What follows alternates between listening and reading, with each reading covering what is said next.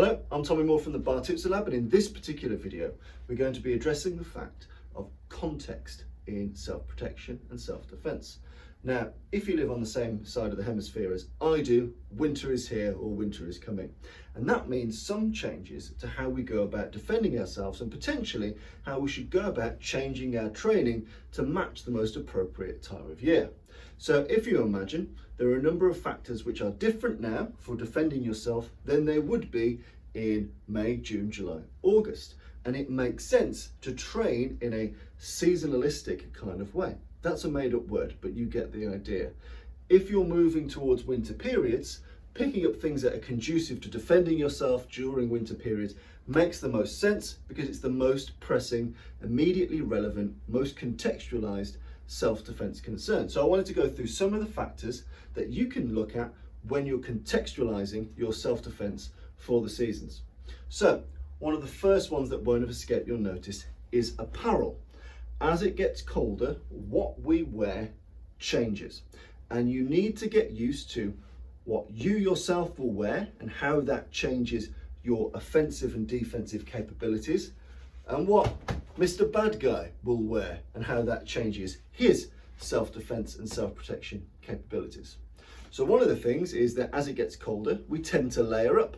We put layers on and we may go for bulkier jackets, more clothing. So one of the main things you can do is start trying on your main winter clothes and see, how does this, if it does indeed, restrict any of your movements? Can I raise my arms high? Can I raise them low? Can I drop low?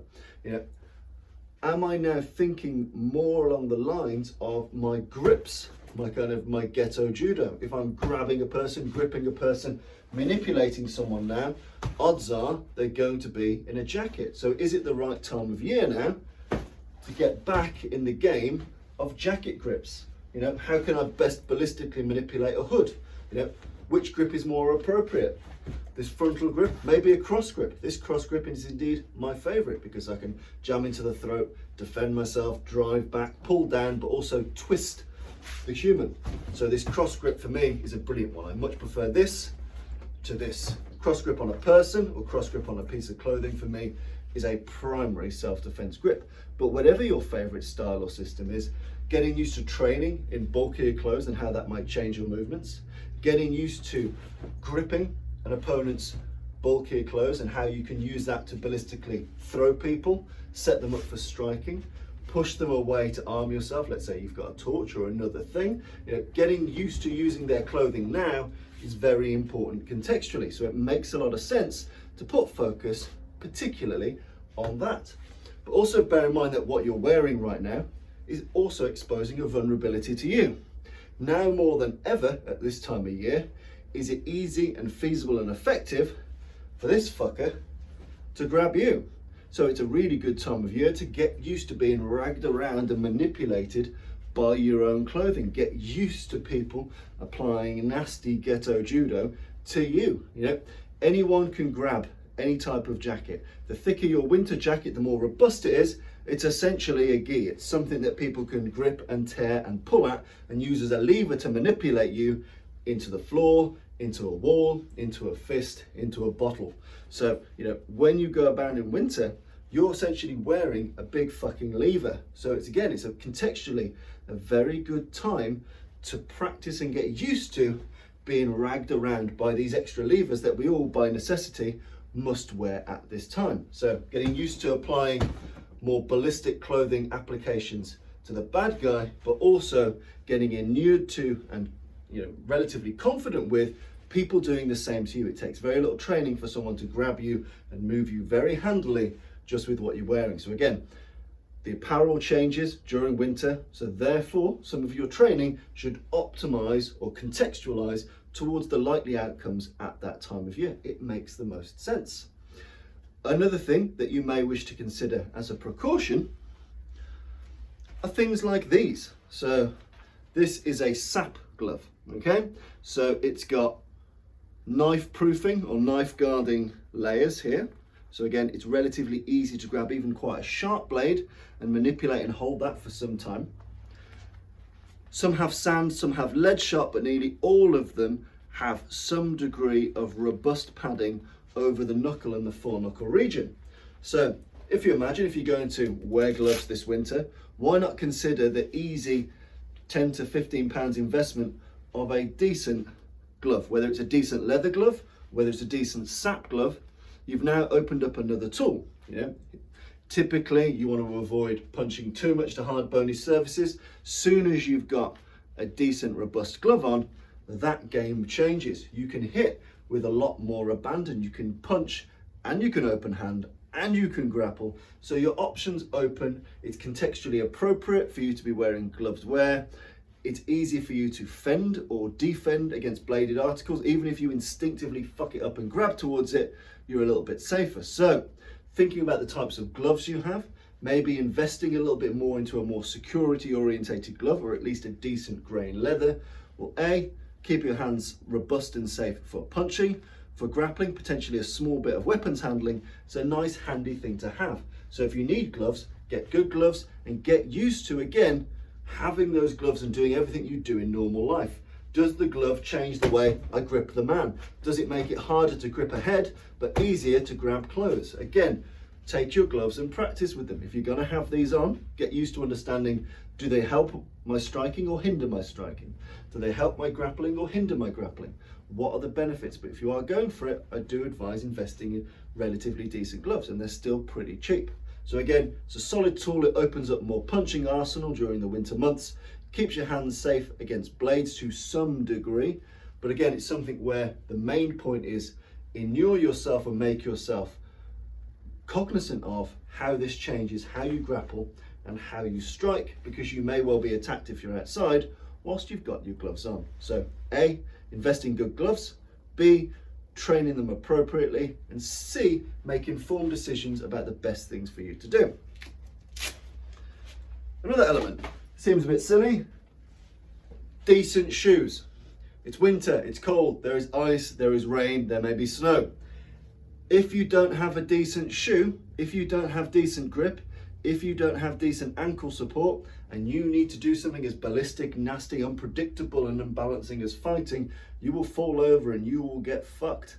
So invest in decent shoes, wear decent shoes, get shoes that have a decent grip, and especially during winter, contextually apply the right shoe to the right environment you're going to be in. But I cannot stress enough that if you do all the combatives training in the world, but you can't stand up properly because you've chosen a shit shoe for the time of year, they're going to be scraping you off the pavement. So think about your footwear. It's the same in the military.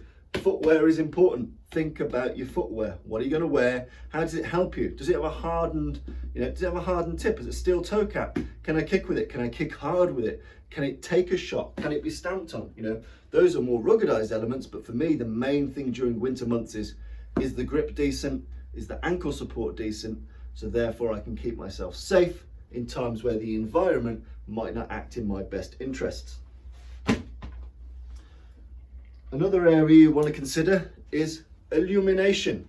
Now, I'm not huge on torches for self-defense, and there are different sizes, small micro torches, big, heavier, chunkier bastards, but the end result is for many people, you will likely have need of having illumination.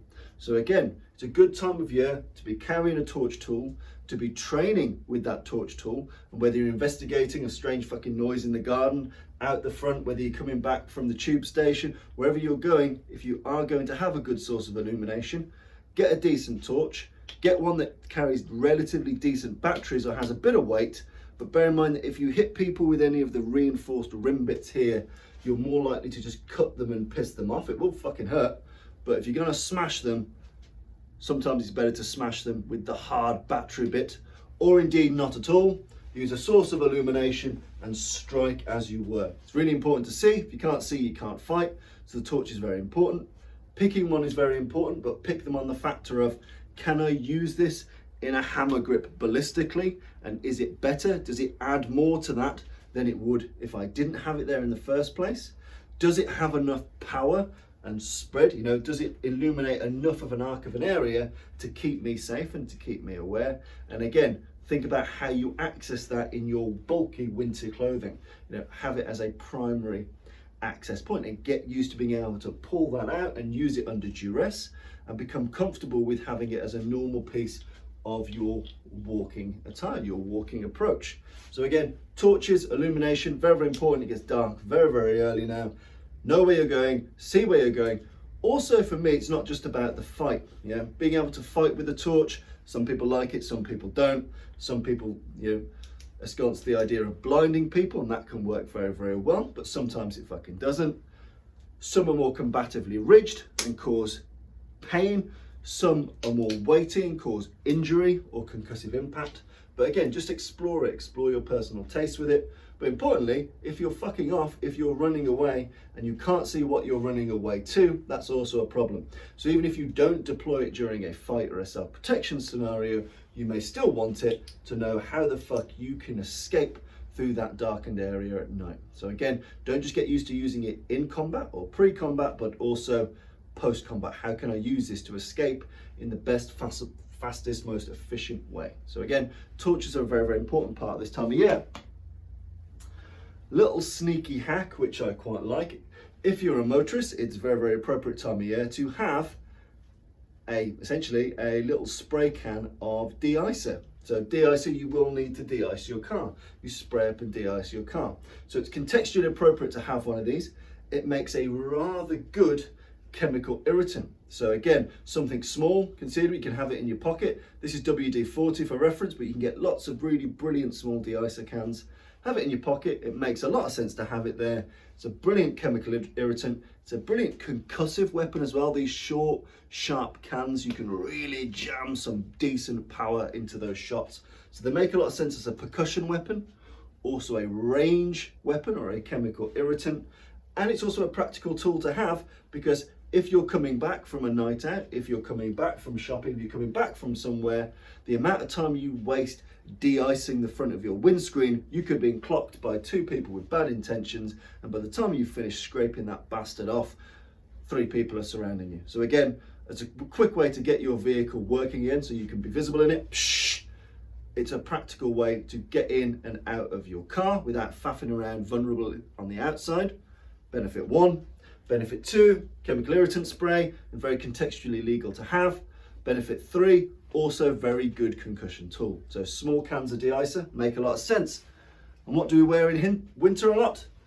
Scarves and hats. So again, very simply, if I don't have my hat on my head, I put my little de-icer in my hat. Now I've got a really good, solid makeshift kosh, if I'm so inclined, using 2 things that are contextually appropriate to winter. So, there are many, many other factors, but I'd say if you're looking for training in self-defense, bear in mind the seasonality of where you live and make that the priority, make context the priority. If you're going to be wearing more big jackets, get used to fighting and training and moving in a big jacket. Get used to fighting people that are wearing likewise, and get used to being fought in this jacket. Get used to people ragging you around. Understand the benefits that you can have by using gloves and how they may help you. Understand how important it is to have your illumination, how you're going to use a torch, what type of torch you have, how does that fit into how you normally train. Make sure you can stand, you can walk, you've got all of your gear appropriately. Another important factor is that winter, typically, when lockdown isn't ruining us all, we have a lot of shopping. We do a lot of Christmas shopping. And if we're walking around encumbered by bags, we're advertising that, hey, I've got a lot of things that might be valuable in these bags. B, at least one of my arms, if not both of my arms, are preoccupied by carrying said bags. So a very easy winter hack to have is make sure at winter you've got a backpack. Have your shit in a decent backpack. Put that backpack on your back. Ergo, you've got now 2 hands to keep yourself safe, navigate environments, just understand what you're doing. So again, if you're likely to go shopping, take a backpack. It might not look the sexiest thing in the world, but it stops you walking around off balance carrying 2 big bloody bags. Or at least having the backpack will mean that whatever's in one hand can transfer to the back. You've at least got one free. So a backpack is just a nice little hack at winter. If you're gonna go out shopping, if you're gonna go do stuff, take your backpack, you free up your hands. If you free up your hands, you are infinitely more safer in every possible environment. So coats, boots, gloves, backpack, torch, hat, de-icer. These are all things to think about and be thinking about as you contextualize your self-defense for the winter period. Cheers.